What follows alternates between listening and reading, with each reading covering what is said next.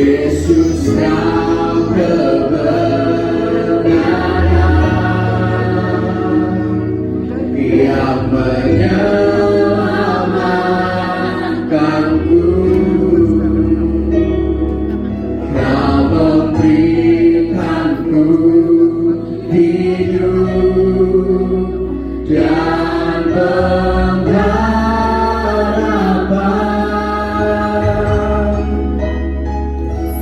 Ku ikut kehendakmu,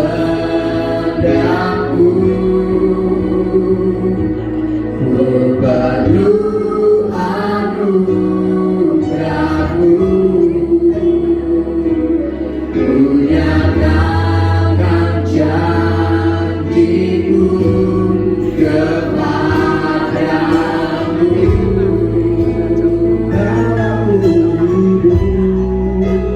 Kalau ku hidup bagimu, hatiku tetap menanti.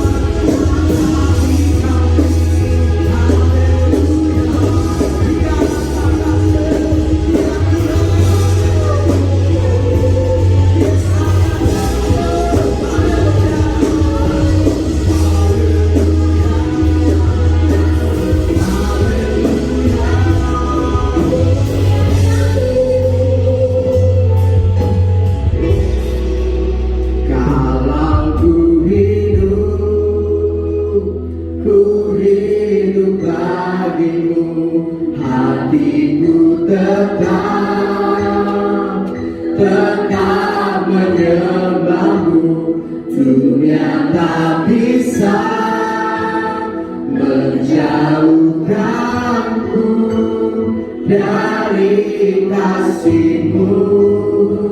Selama ku hidup, selama ku hidup, ku hidup bagi-Mu, maka ku tetap memandang-Mu. Dunia tak bisa menjauhkanku dari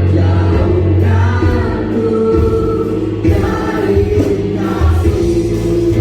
Kalau ku hidup bersama, kalau ku hidup, ku hidup bagi-Mu, memang dunia tidak bisa menjauhkan kami dari kasih-Mu. Karena di dunia ini dikatakan cuma mampir ngombe. Kami percaya Tuhan bahwa tujuan kami mengikut Engkau adalah terutama kami mendapatkan hidup yang kekal dan juga memberkati kami di dunia ini ya Tuhan. Karena kami punya Allah yang maha kaya, mempunyai segalanya. Tak ada yang tak mungkin bagi-Mu ya Tuhan.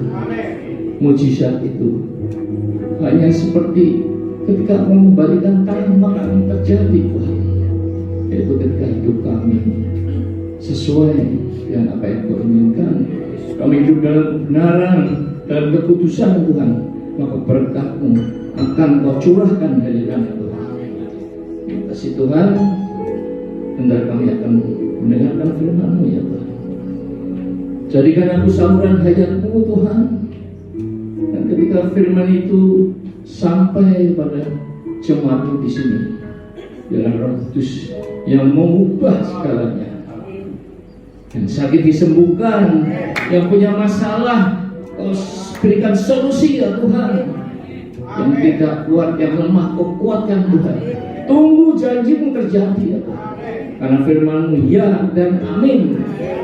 Yes Tuhan, urapi lidah dan bibir hamba-Mu untuk berkata-kata sesuai dengan isi hati-Mu ya Tuhan. Dan biarlah jemaat ini nanti pulang dari tempat ini dengan hati yang dipenuhi oleh sukacita dan mempunyai Allah yang hidup, bukan Allah yang mati Tuhan. Terima kasih Tuhan. Berbicaralah Tuhan, kami siap untuk mendengarkan. Dalam nama Tuhan Yesus kami berdoa dan mengucap syukur. Mari sama-sama katakan amin. Silakan duduk saudara. Shalom. Apa kabar semuanya? Nah, pertama-tama saya ucapkan terima kasih kepada Bapak Gembala Abraham dan Ibu yang sudah memberikan saya kesempatan untuk berbagi firman tempat ini. Dan firman yang saya bagikan ini adalah pengalaman hidup saya, saudara. 24 tahun saya dalam masalah. 24 tahun bukan masalah yang sedikit. Bangsa Israel lebih lama lagi, 40 tahun kepada gurun. Tapi sebelum 24 tahun ini, saya juga 20 tahun. Jadi pengalaman saya dengan Tuhan itu 44 tahun.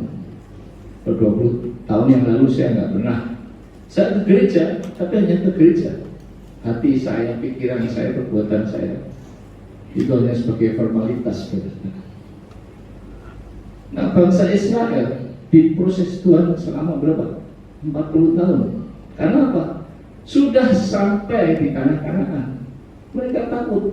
Wah, bangsa enak ini seperti raksasa, kami nggak bisa melawan mereka.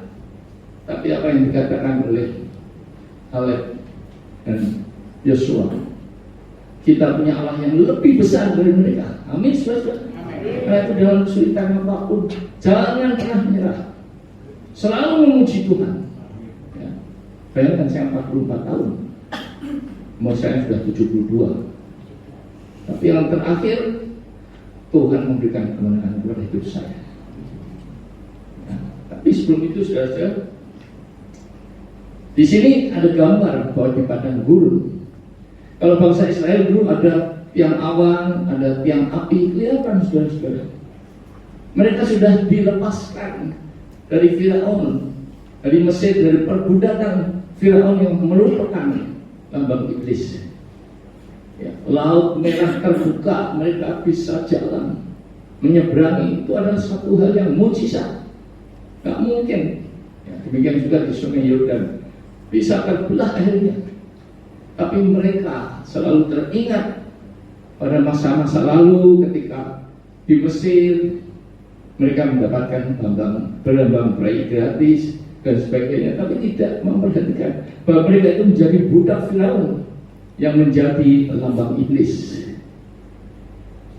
Nah, karena itu saudara-saudara, Tuhan marah 10 kali bangsa Israel, membuat Tuhan kecewa, mencobai Tuhan. Maka itu udah kamu kepada gurun 40 tahun dan mereka mati semuanya kecuali Kaleb dan Yosua.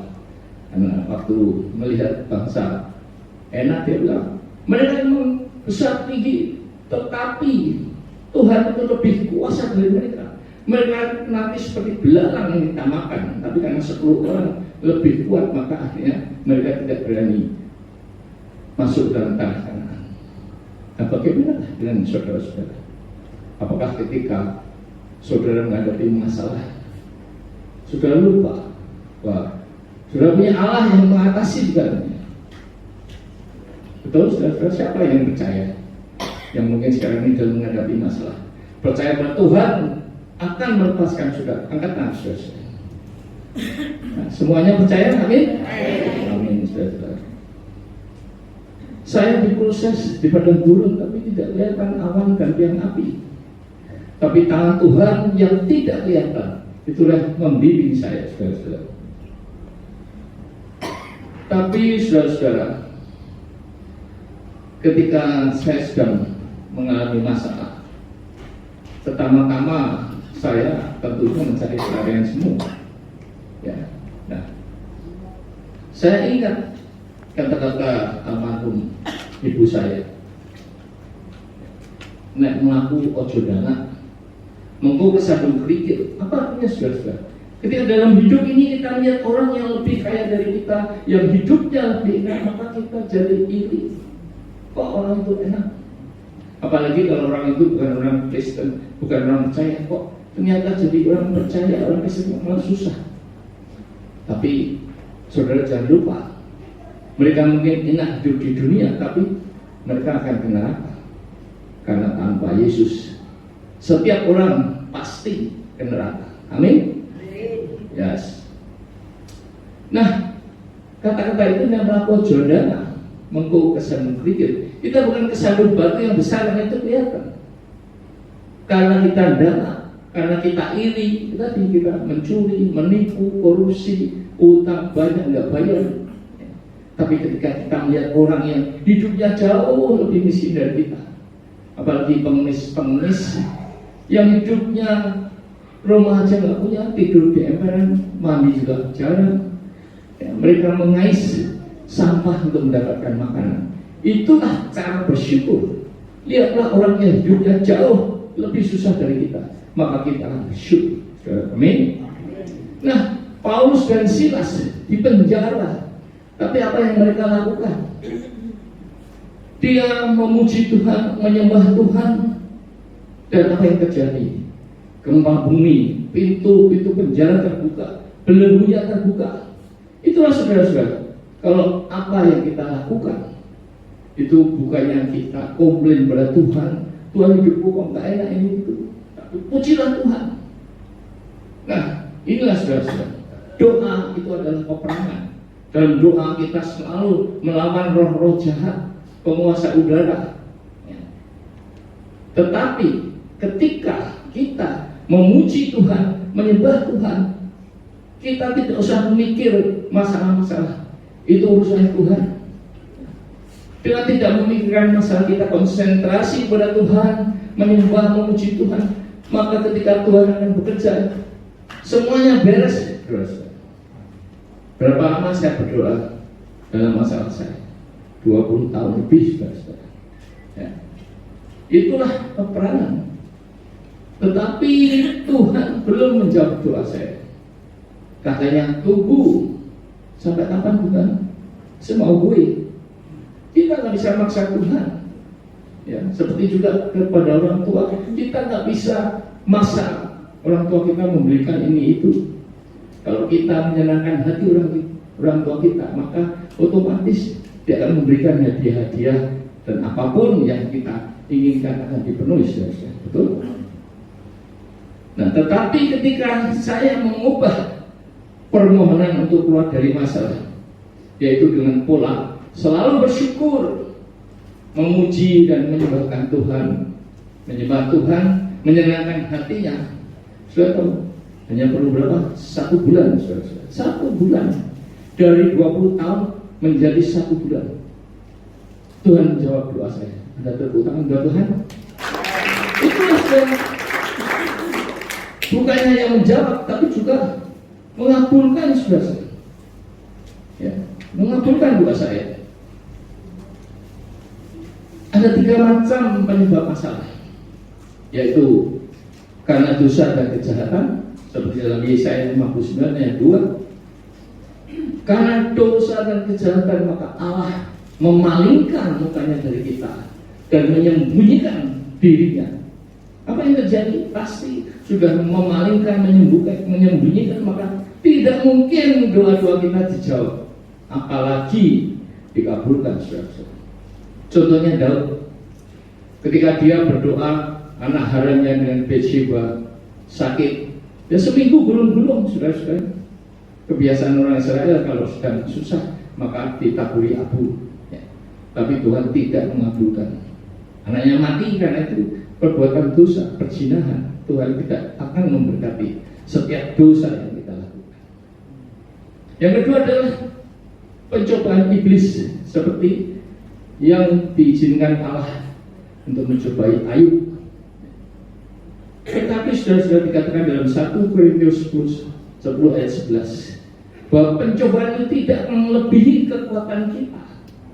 Ya, jadi kalau kita ini sekarang masih di SMA, maka kalau ujian nggak mungkin dikasih soal-soal S1 apalagi S3. Kita SMA ya dikasih ujian yang sesuai dengan kekuatan kita.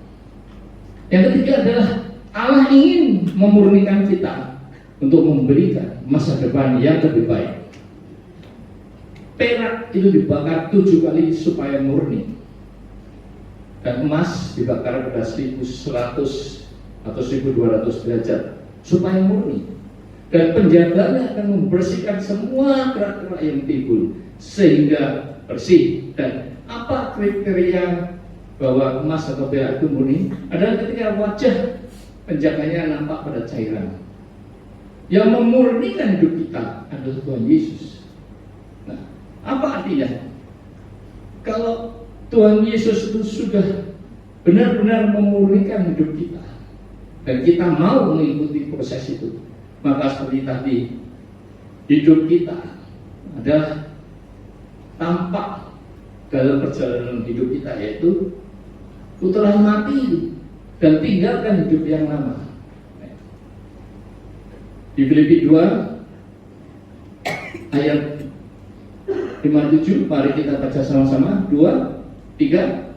Hendaklah kamu dalam hidupmu bersama menaruh pikiran dan perasaan yang terdapat juga di dalam Yesus Kristus, yang walaupun dalam rupa Allah tidak menganggap kesetaraan dengan Allah itu sebagai milik yang harus dipertahankan, melainkan akan mengosongkan dirinya dan mengambil rupa seorang hamba yang menjadi hamba sama dengan manusia. Inilah yang diinginkan Tuhan. Kita menaruh pikiran dan perasaan yang terdapat juga dalam Kristus Yesus. Pikiran kita ingin berbuat baik, ingin berbuat kebenaran. Perasaan kita juga sama. Kita perlu penuh dengan perasaan belas kasihan melihat orang-orang yang miskin. Kita menolong, mungkin bukan dalam bentuk materi. Ketika dia bisa sharing itu, kita sudah menolong, dia sudah mengeluarkan isi hatinya. Yesus walaupun dalam rupa Allah tidak menganggap kesetaraan dengan Allah itu sebagai milik yang harus dipertahankan. Bayangkan, Tuhan Yesus itu Allah setara, tapi itu bukan milik yang harus dipertahankan. Bahkan dia melayani, menderita sengsara, malah mati di kayu salib. Itulah satu contoh apa yang harus kita kerjakan. Kita dapat menjadi saluran berkat bagi orang-orang lain, saudara-saudara. Ayat 7 dikatakan, melainkan telah mengosongkan dirinya sendiri dan mengambil rupa seorang hamba dan menjadi sama dengan manusia. Tuhan Yesus itu Allah, anak Allah, tapi dia tidak memperdulikan posisinya. Dia sudah mengosongkan dirinya. Dia mengambil rupa seorang hamba. Hamba itu adalah pelayan, dan dalam kehidupannya Tuhan Yesus melayani orang-orang yang buta disembuhkan, yang bisu bisa berbicara, bahkan yang mati bisa dia bangkitkan, saudara-saudara. Inilah keteladanan Yesus yang harus kita ikuti sebagai orang Kristen. Nah, apakah proses itu? Proses adalah semua masalah dalam kehidupan kita. Dan apakah tujuan Tuhan dalam proses itu? Agar merubah sifat kita.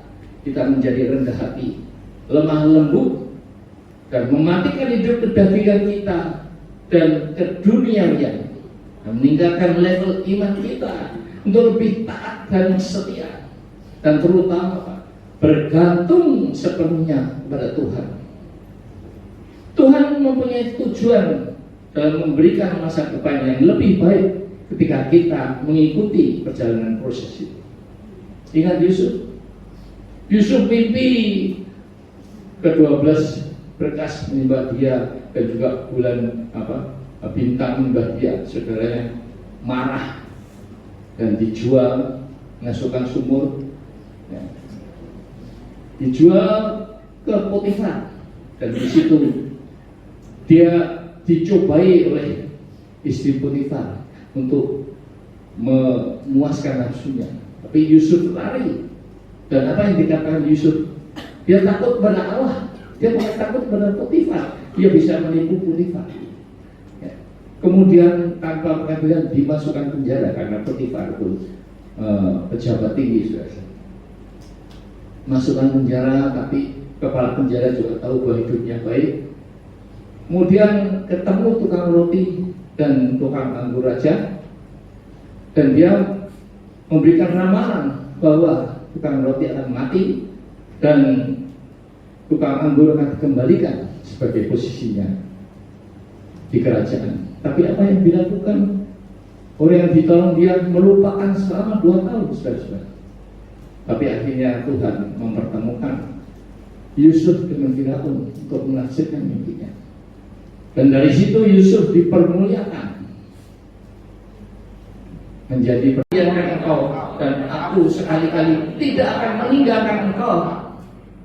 Saudara, kita hidup di dunia ini ada 2 Tuhan, yaitu Mammon dan Tuhan. Kita mau pilih yang mana? Mammon atau Tuhan? Tapi firman ini mengatakan, janganlah menjadi hamba uang. Jadi kita harus menjadi hamba Tuhan, saudara-saudara. Dan cukupkanlah dirimu dengan apa yang ada padamu. Saudara-saudara, Saya dulu waktu diberkati Tuhan makan berdua 1,5 juta. Tapi sekarang nggak punya duit, makanya pecel soto 20.000. Tapi saya bersyukur, enak juga. Ya, saya nggak pernah ini itu karena nggak punya duit. Ya. Berapa tahun saya nggak kerja? 20 atau 15 tahun, nggak punya income sama sekali. Nah, sudah banyak sekarang orang yang utang apa itu online apa namanya? Ya, utang, udah nggak usah kasih jaminan. Akibatnya apa? Utang senangnya di sebelah saya, telepon saya dipakai, ditagih, itu sebelah. Nah, cukupkanlah apa yang diberikan oleh Tuhan. Kita yang digaji 5 juta, 10 juta pengen punya mobil, itu mimpi saudara. Akibatnya apa? Hutang sana sini gaduh, ya, atau mungkin menipu, atau mungkin korupsi. Nah, itulah yang kita lakukan kalau kita tidak merasa bersyukur atas apa yang telah Tuhan berikan kepada kita. Karena Allah telah berfirman, aku sekali-kali tidak akan membiarkan engkau, dan aku sekali-kali tidak akan meninggalkan engkau. Sudah terjadi dalam hidup saya, tidak punya income, ya, uangnya nggak ada, habis semua. Saya tidak pernah kelaparan, makan nasi kecap aja nggak pernah, saudara. Saya tidak kerja, ya, ada aja berkat Tuhan. Istri saya ini promosi nih, buat lumpia, ya, buat apa, dapat duit, ya cukup untuk makan. Saya tidak pernah minta anak saya, Bapak Papi dikasih, tidak pernah. Tidak pernah minta pada siapapun. Karena itu saudara, jangan tergantung pada manusia, tergantung pada Tuhan. Apapun yang kita minta, jika itu memang Tuhan rasa perlu, pasti diberikan. Percaya saudara-saudara? Ya. Ada buku mujizat, saudara-saudara. Pertama apa? Kita baca, jika kita sudah tidak mampu berbuat, ketika kita sudah tidak berdaya.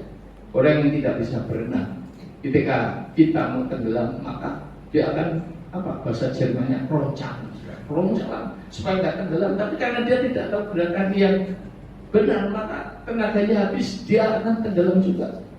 Dan ketika dia mesti keroncang, tidak ada orang yang mau menolong dia. Kenapa? Kalau dia ditolong, maka orang itu akan dipeluk, sehingga dia juga tidak bisa bergerak, akhirnya ikut tenggelam. Baru ketika dia sudah tidak berdaya, maka penolong akan datang, ditarik dagunya ke pinggir. Itulah yang terjadi juga dalam diri kita. Kalau kita masih berusaha ini itu, Tuhan tidak akan menolong. Biarin aja sampai lemas, ya, sampai kita nggak berdaya. Tuhan akan bilang, emangnya gua pikirin, ya. Tapi ketika kita sudah menyerah, Tuhan, aku sudah tidak bisa berbuat apa-apa. Disitulah tangan Tuhan baru mulai bekerja. Amin.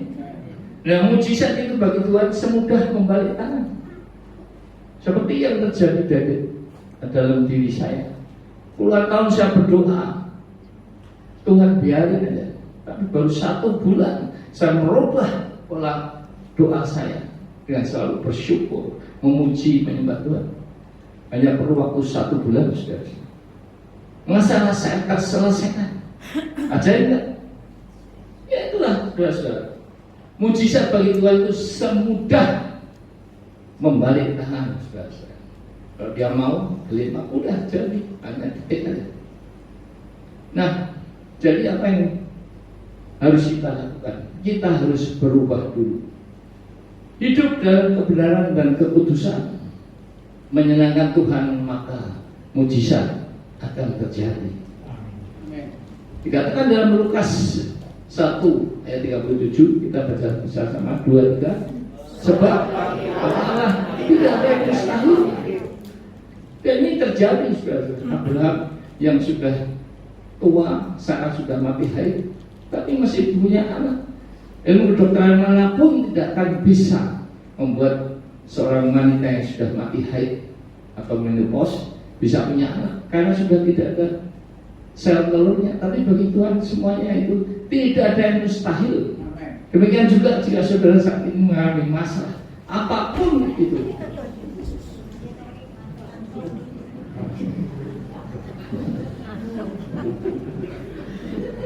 apapun itu saudara-saudara, pasti mujizat akan terjadi. Ada dua hal yang saya alami, yaitu pertama, saya diproses 24 tahun saudara-saudara agar berubah, dan barulah mujizat itu terjadi. 24 tahun itu dari lahir sampai umur 24. Mungkin saya sudah lulus S1 atau S2 ya. Selama itu Tuhan diamin aja ya. Barulah proses mujizat terjadi. Apa yang diproses? Yaitu harta saya habis semua, habis minus. Saya nggak kerja ya. Saya malah hutang cukup banyak. Bisnis saya gagal. Saya setelah mebel itu karena Cina, saya pindah ke makanan, ke ini, ke itu, uangnya habis untuk pameran. Sampai minus, kemudian ada masalah tanah, saya sudah punya uang, saya utang lagi sampai sekarang. Ya. Yang kedua adalah kesombongan, karena merasa tidak perlu memerlukan Tuhan. 20 tahun sudah. Saya merasa, saya lulusan elektro wacana, saya lulusan dari bisnis manajemen di Manila yang terbaik di Asia Tenggara waktu itu.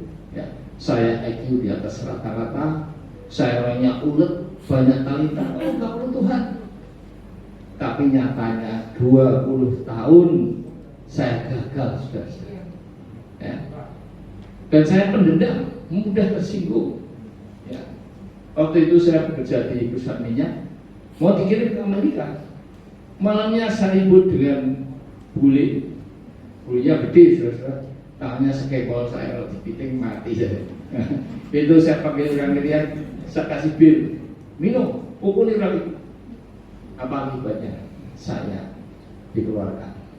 Itulah kalau dalam hidup ini kita selalu mendendam, tidak pernah mengampuni orang, berkat itu tidak akan pernah datang. Amin, saudara. Nah, apalagi saudara, saya diberi masalah tanah. Mulai tahun 2001, saya beli tahun 99. Adalah saya membeli tanah itu dengan sah sertifikat. Saya pembeli keempat sudah balik nama. Tapi saudara, Indonesia ini hukum tidak karuan, betul? Ya. Sertifikat saya digugat untuk dibatalkan. Orang yang nggak punya sertifikat, gila nggak punya. Ya. Tapi karena saya benar, maka saya menang. Tapi sudah tahu pengadilan tanpa uang tidak mungkin berjalan. Maaf, ini yang sebetulnya terjadi. Karena apa? Karena dalam pengadilan tingkat kasasi saya nggak diurus, lawan saya menang. Kemudian saya ngurus lagi, dia kalah lagi, saudara-saudara. 9 kali pengadilan dari tahun 2005 sampai 2019 menang, tapi kesulitan dalam perpanjangan HGB. Masalah tanah ini adalah proses yang sangat merubah diri saya.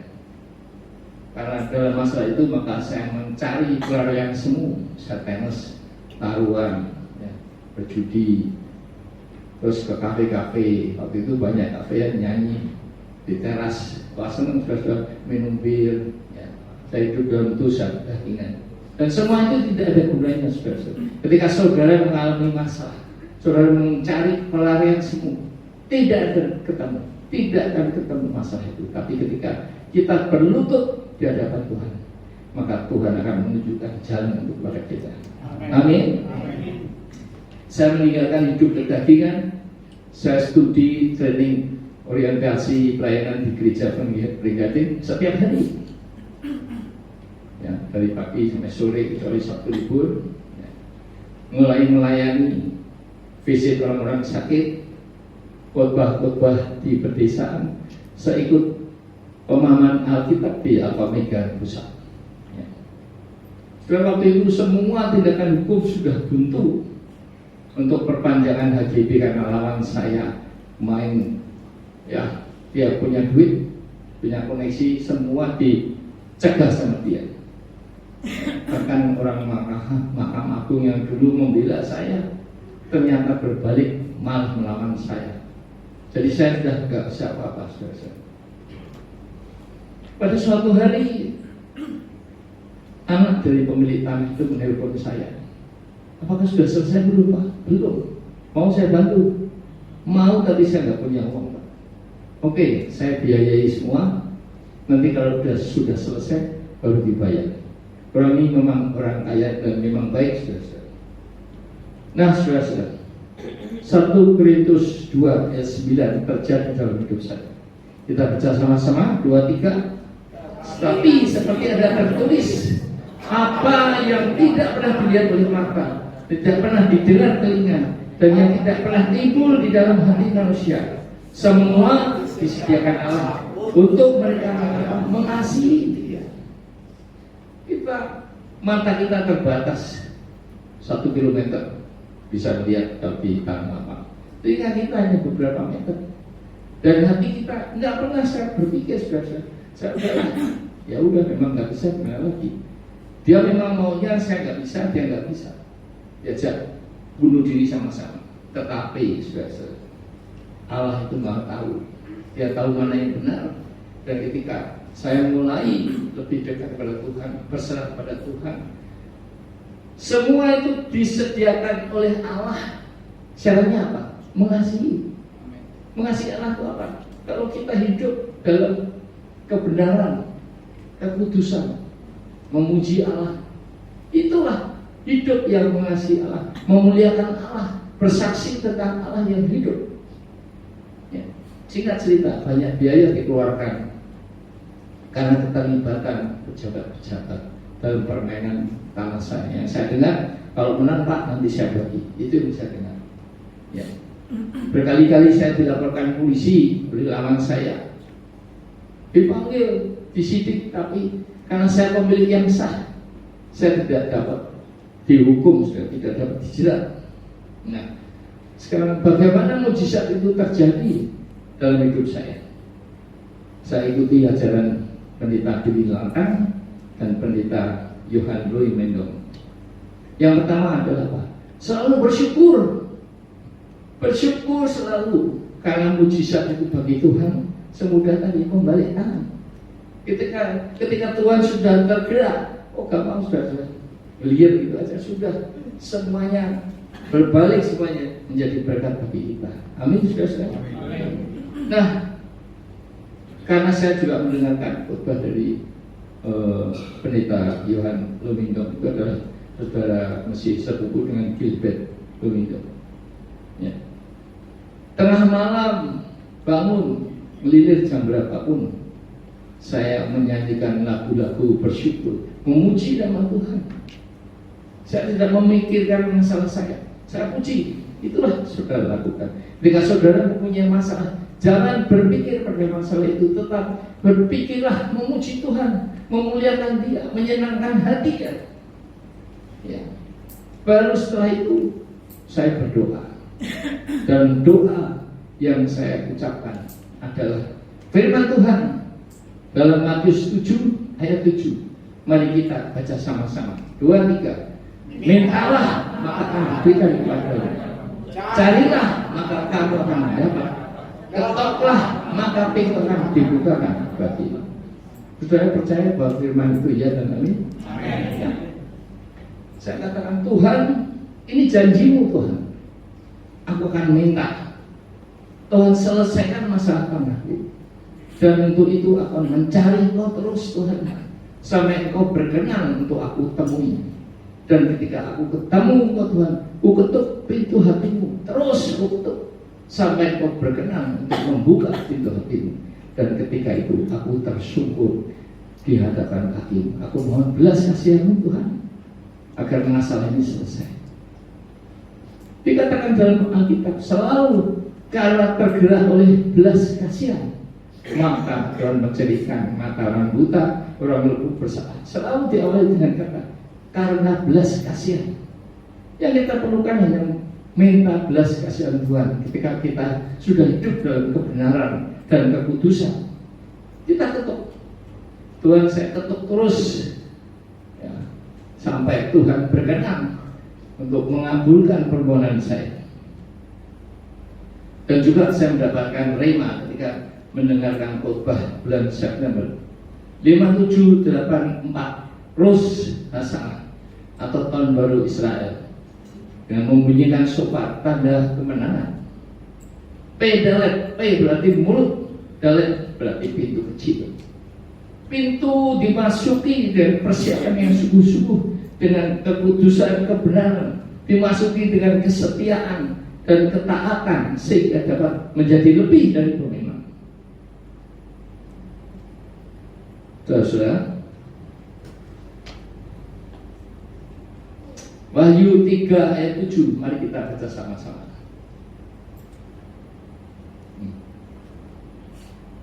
2, 3. Inilah firman dari yang kudus, yang benar, yang memegang kunci Daud. Apabila dia membuka, tidak ada yang dapat menutup, dan apabila dia menutup, tidak ada yang dapat membuka. Amin. Ini setiap firman pasti terjadi. Amin. Saya mohon kepada Tuhan 3 hal. Tuhan, tolong Tuhan seperti janji-Mu, bukakan 3 pintu bagi saya. Yang pertama, pintu dana untuk membayar biaya sertifikat, karena saya harus membayar cukup besar, saudara. Uang 100.000, 1 juta saya nggak bisa membayar, itu miliar. Karena itu kalau saya tidak membayar, maka rumah saya akan dijual dengan harga separuh harga. Kalau toh separuh harga nggak laku, dijual selakunya, berarti saya nggak punya apa-apa, ya. Dan itu dikabulkan dengan menjual rumah saya. Sudah tahu, dulu ketika saya mau tukar dengan rumah yang tiba itu juga lebih besar, rumah saya ditaruh di bawah harga. Tapi sekarang dengan pertolongan Tuhan, rumah saya terjual dengan harga yang di atas biaya yang harus saya bayar untuk sertifikat. Ada tepuk tangan buat Tuhan. Yang kedua adalah saya mohon Tuhan terbitkan sertifikat baru ini. Dan sebetulnya dari schedule itu bulan November sudah terbit, tapi sampai sekarang belum, tapi sudah dalam proses. Dan yang ketiga apa? Diberi pembeli tanah. Saya belum menang, sudah ada yang menawar, sudah. Tapi masih di bawah harga pasar. Dan juga belum jadi sertifikatnya, jadi saya biarkan saja. Saudara, Tuhan itu Alfa dan Omega. Sekali Dia memulai, maka semuanya akan diselesaikan sampai tuntas, tas. Betul, saudara? Yang kedua, seperti janji Tuhan, Tuhan tutuplah pintu lawan saya, sehingga tidak ada tindakan hukum apapun yang dapat melawan saya. Dan saudara tahu, saya tidak pernah berpikir ternyata lawan saya tangannya diamputasi karena diabetes. Dia sudah nggak bisa tekan. Itulah. Tapi saya juga tidak merasa bersyukur karena kita diajarkan untuk apa? Mengampuni musuh kita, mendoakan dia. Dan kebetulan dia bukan orang Kristen, orang Konghucu, naik derajat aja mau dikuasai dia. Dan banyak penduduk miskin yang dirugikan dia dengan uang dan koneksinya dia. Nah, saudara-saudara, awal Oktober saya belum mendapatkan berita apa-apa tentang sertifikatnya terbit atau tidak. Tetapi akhir Oktober saya diberitahu bahwa schedule itu sertifikat akan jadi bulan November, karena 24 Oktober sudah mulai diproses.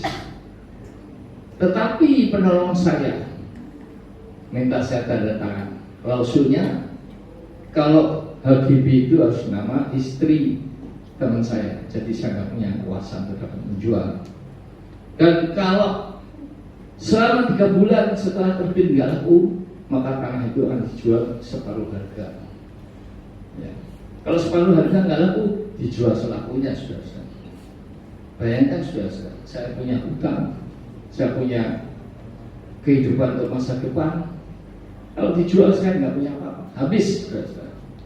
Saya stres, tapi Roh Kudus mengatakan saya jual orang ini. Saya jual, saya pasang iklan, hubungi agen-agen properti, tapi nggak laku-laku. Hampir saja saya mohon kebijaksanaan pada orang yang menolong saya, Pak, jangan 3 bulan, kalau sudah laku baru. Tapi tentunya belum tentu dia mau. Saya sudah pengalaman, sudah mau buka HP saya, tapi saya katakan, saya ingat saya punya Tuhan yang lebih dahsyat, yang lebih kuasa daripada lawan orang yang menolong saya. Jadi jangan sekali-kali kita minta pertolongan kepada manusia. Ya. Dan kemudian apa yang terjadi? Kembali saya mau minta tolong pengusaha di Makassar, pengusaha kaya raya, saudara. Dia menolong banyak hamba Tuhan. Karena gembala saya kenal baik, tetapi lagi-lagi Tuhan mengingatkan saya dalam Yeremia 17 ayat 5. Mari baca sama-sama. 2, 3. Beginilah firman Tuhan, terkutuklah orang mengandalkan manusia, yang mengandalkan kekuatan sendiri, dan yang hatinya jauh daripada Tuhan. Firman ini membuat saya takut. Untung saya tidak menjadi minta tolong pada orang-orang, karena akibatnya Tuhan akan mengutuk saya. Ya, karena saya punya Allah, punya Tuhan yang lebih dahsyat. Ya, dahsyat. Manusia itu masih di bawah Tuhan. Ya, karena itu saya tidak jadi. Ya. Jadi apa yang harus kita lakukan? Hidup ini harus bergantung sepenuhnya pada Tuhan. Apapun yang kita alami, masalah apapun yang kita alami, jangan sampai sekali-kali minta pertolongan dari manusia. Karena dengan manusia itu nanya langsung kelihatan sak-saknya, kalau orang Jawa bilang. Tapi dengan Tuhan kita nggak tahu kapan Tuhan akan menolong. Yaitu ketika kita sudah berserah hidup dalam kebenaran dan keputusan, disitulah Tuhan baru mulai bekerja. Itu syaratnya, saudara. Ya. Nah, tanda jawaban Tuhan Pak, ketika kita minta sesuatu, kita merasakan damai sejahtera, itu berarti Tuhan mengabulkan.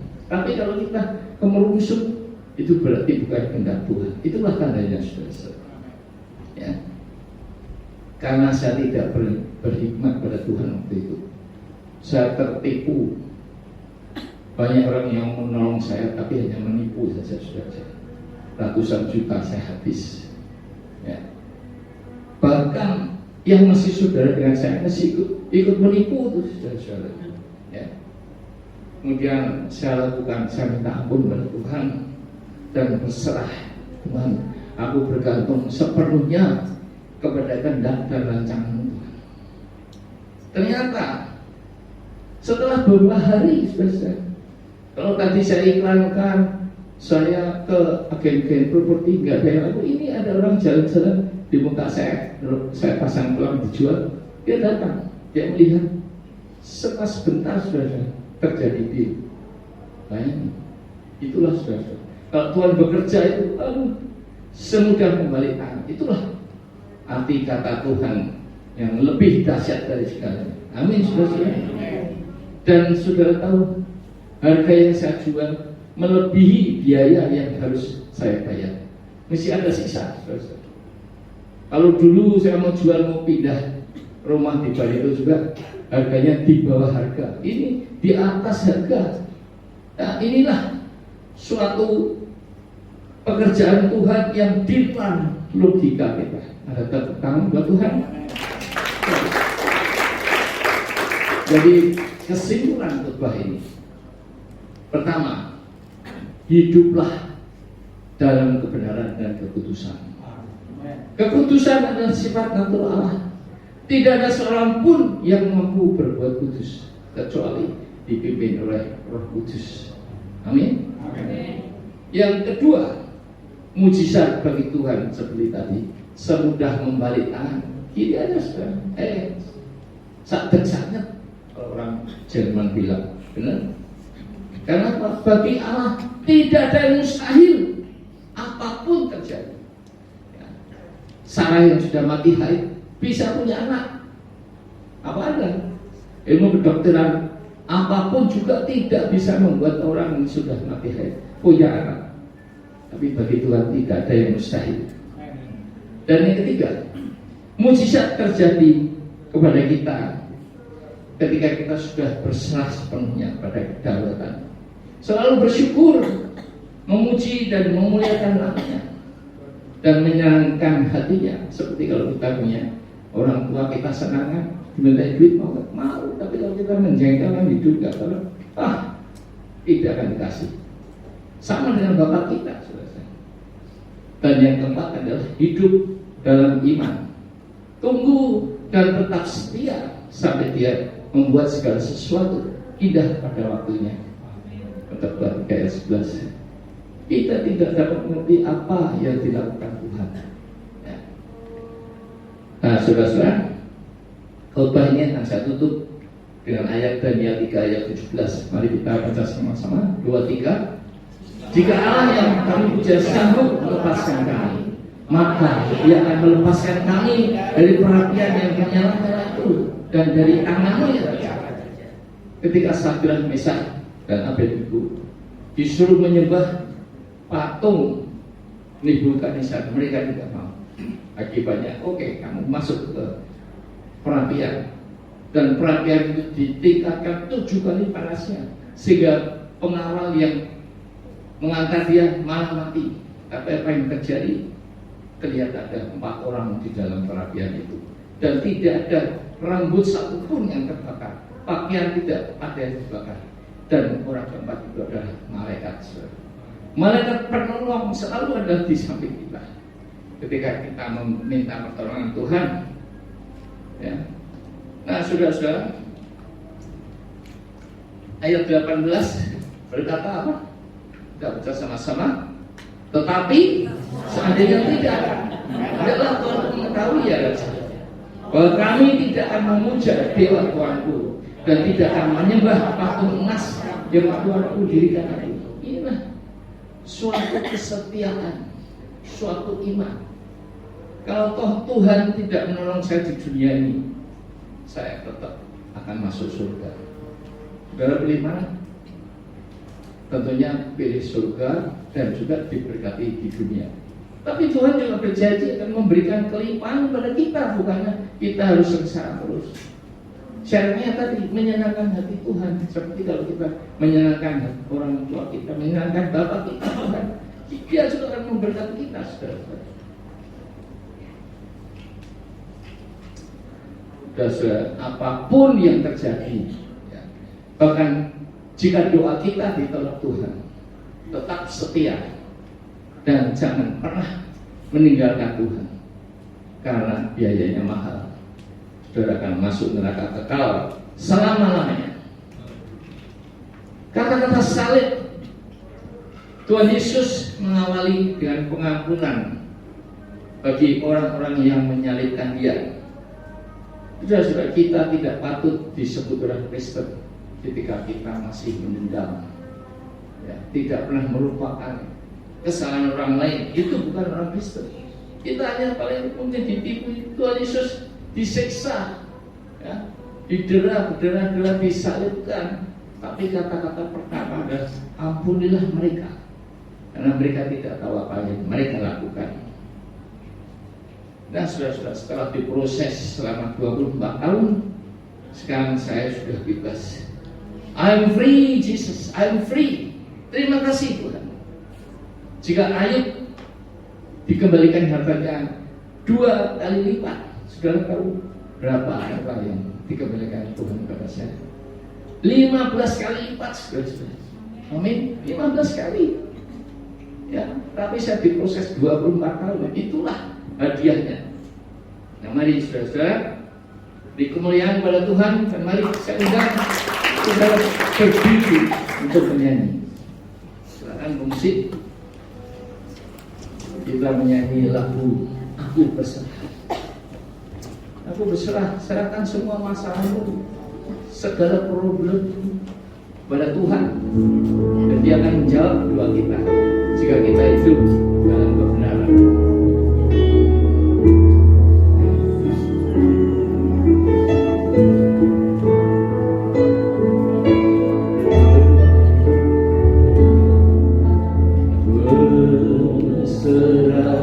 kepada Yesus, roh dan jiwaku.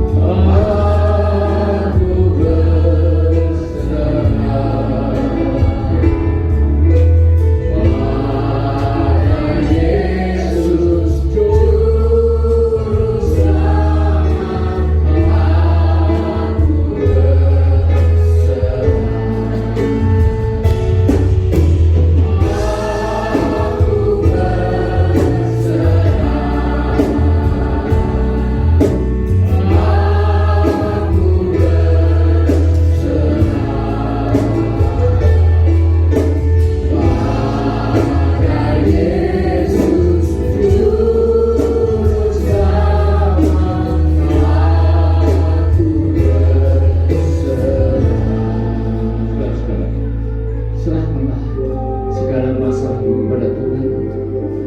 Dia Maha Kuasa, Dia dahsyat. Apapun dapat Dia lakukan jika Dia mau. 24 tahun saya yang dulunya meninggalkan Tuhan karena saya kecewa, dan saya sadar bahwa tidak ada gunanya pelarian semua.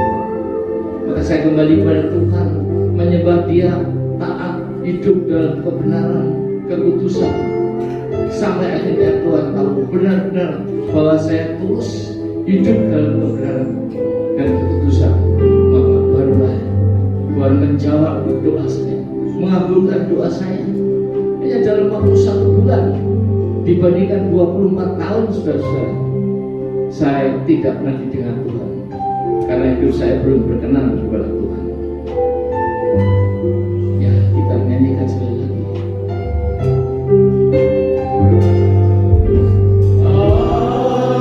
Aku berserah, aku berserah